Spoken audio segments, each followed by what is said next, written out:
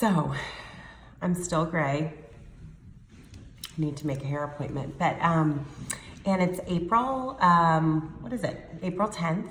So it's the second day of my 45th year, and today I was thinking about. I don't know. I was just thinking about the past. I'm listening to a book, The 5-Second Rule by Mel Robbins, and it's amazing. Like, I'll touch on that later, but something that if you're a procrastinator and you're having problems moving forward, she's your gal. But anyway, so something that used to hold me back years ago was other people talking about me, or even me talking about them. And I'm not quite sure when it was, but I think it was like 3 years ago. I decided I'm done with that. It was shortly after I kind of got my own anxiety in check and started feeling better and was able to actually recognize when my anxiety was the highest. I apologize. I have this frog in my throat that will not go away.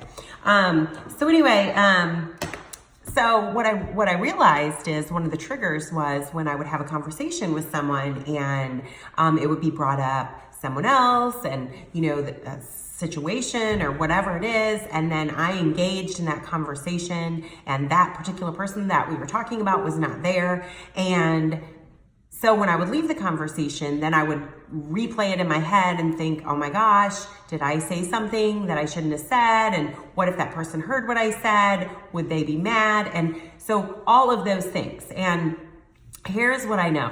When you struggle with anxiety and you struggle with depression and you struggle with, maybe social anxiety as well, one of the things that is kind of a coping mechanism is to deflect your insecurities onto other people. And so sometimes people do that in the way of talking about others. And I know this from experience because I used to do it. And what I realized is once I made that conscious effort to kind of, exit those conversations and try my hardest not to have those conversations, my anxiety level went down even more. Because what happens is when you're already anxious and then you have these conversations and then those conversations are out there, and then God forbid the person that you were talking about hears that you're talking about them, and you're thinking about that, and that could happen at any given time. And then what if you see that person, and what if they know that that's what you thought? It's just, it's like a snowball, right? It just makes you feel really bad all the time. And so when I made this conscious effort, and I don't remember exactly what lightning bolt hit me. I will say when I started, getting healthy, that was the beginning, because I was able to actually recognize where my anxieties were coming from. But also, I think my husband came home one day and said, hey, I found this guy, Joel Osteen, and I understand there are a lot of people that don't like Joel. I get it.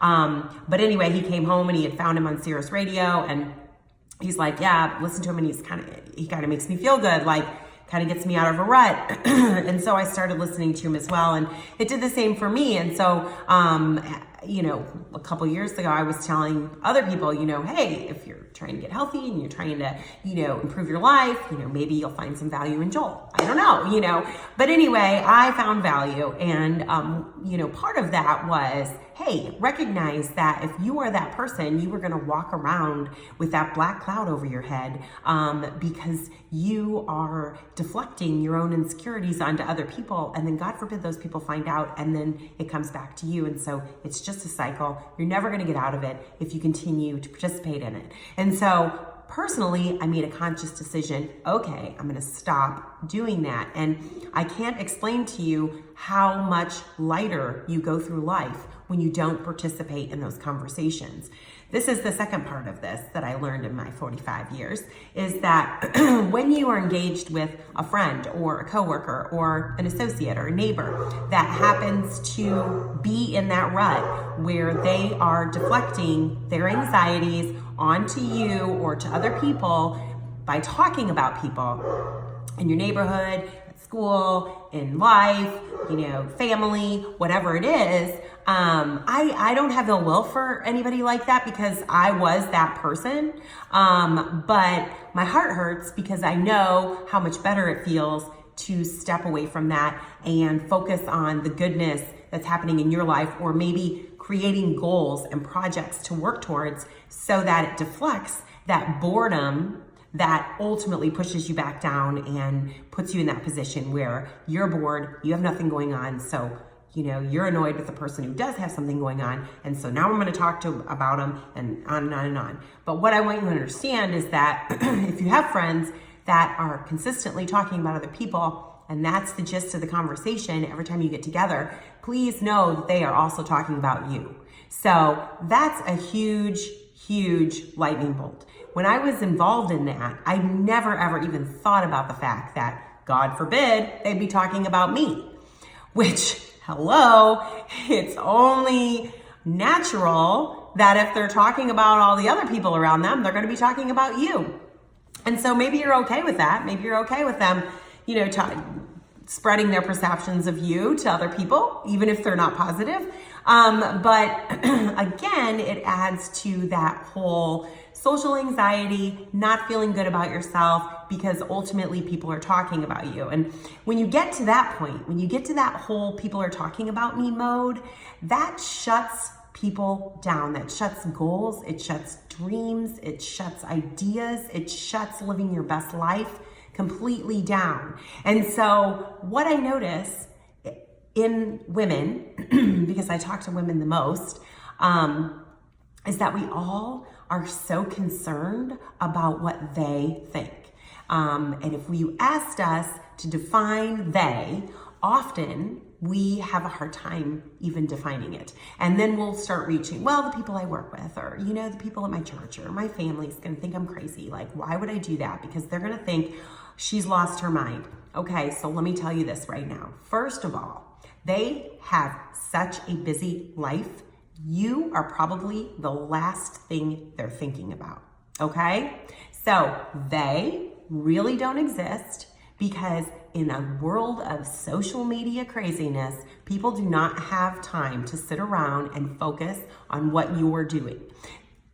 Second thing, if you are living your best life and you are sharing something you're passionate about, whatever that is, and people have an issue with that and they're talking about you, please know it has nothing to do with you and everything to do with them. So if they're talking about how you are so ridiculous because you are building a business for yourself, advocating for your child, I don't know, advocating for a fence at the park, whatever it is, if you find out people are talking about you, look at it this way. You are living a passionate, purposeful life, okay? That is the best kind of life you can live. And they have their own issues. Maybe they're not living their passionate, purposeful life, okay? Maybe they haven't figured out what that is. And so they are bored and uninspired, and so they have to deflect their energies onto you, okay? So no, it has very little to do with you and everything to do with them. So I want to send you a ton of mojo today. I feel super pumped up. I've really committed myself on this 5, 4, 3, 2, 1, move it. I feel better when I get outside and I get fresh air and I move my body. And so every day I'm dropping those kids off. I'm coming home, putting my sneakers on. I'm going outside for a 3-mile walk, run, whatever I feel like, coming back, sitting down and making my day purposeful because I don't have time to get involved in the drama. And believe me, I slip up and get myself into drama. And that's when I get back down in that rabbit hole, which is miserable. And it's a miserable place to be and it's hard to climb out of. So don't go into the rabbit hole. And so that's my mojo today, guys. Like, Don't talk about other people. It just feeds your anxiety. And if someone's talking about you, people know that it has everything to do with them and nothing to do with you. And 3, find your purpose.